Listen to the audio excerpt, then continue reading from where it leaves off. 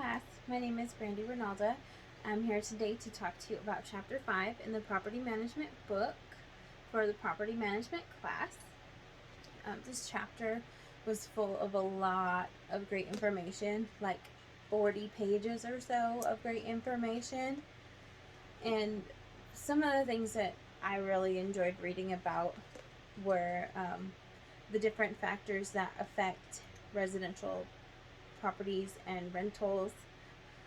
One of those things is economic conditions. But being that I entered the workforce right at the big crash of 2008, or it's like what they call it, a recession of 2008, an economic condition in regards to housing is always really terrifying to me, but I totally forgot that there's an upside to that too.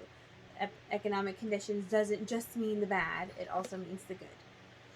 So, in good times, people are more likely to live independently as like their own generation or family in their own houses. When housing is easy to find and affordable, as far as not so much that the housing is cheap, but that they have enough income to be able to rent the houses or buy the houses.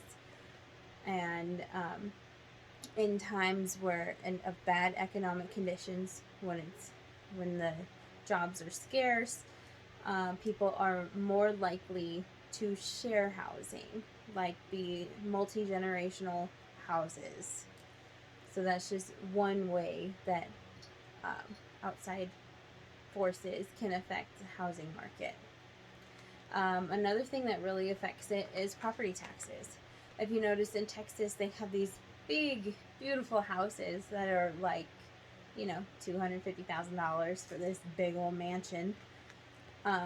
Is because their property taxes are a lot higher. When your property taxes are higher, your housing prices tend to stay lower, because the more you pay for your property taxes is the less you can pay for your actual mortgage payment.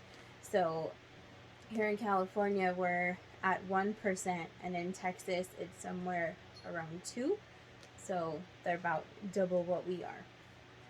There was a time in California they were wanting to raise it another 1%, which 1% doesn't seem like much, but a lot of my family members, it was going to double their house payment, so they were all getting ready to move to Arizona, and it was terrifying for them.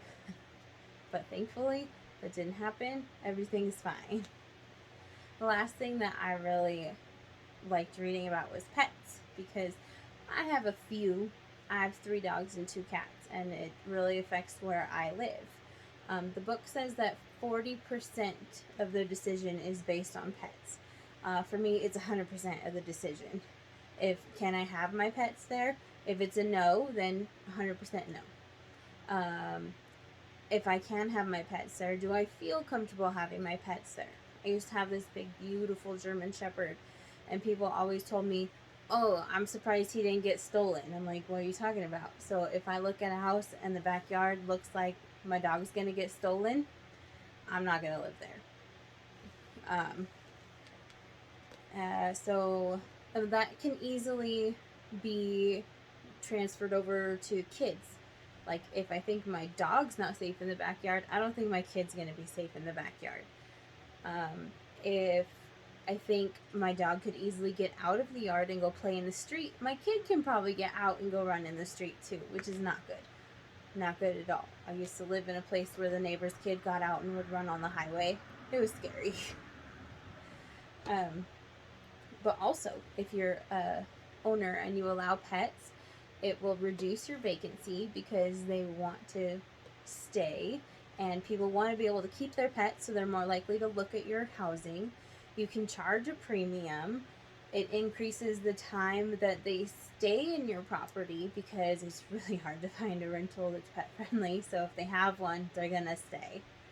And the longer times in between, in between vacancies, makes it easier, or makes your turnover costs lower.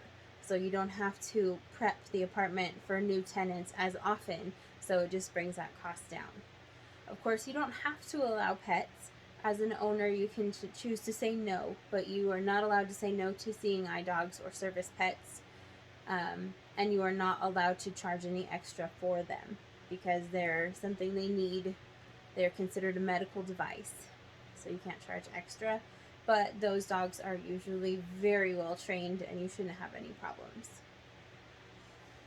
But like I said, this chapter has so much great information in it. I only touched on a few things.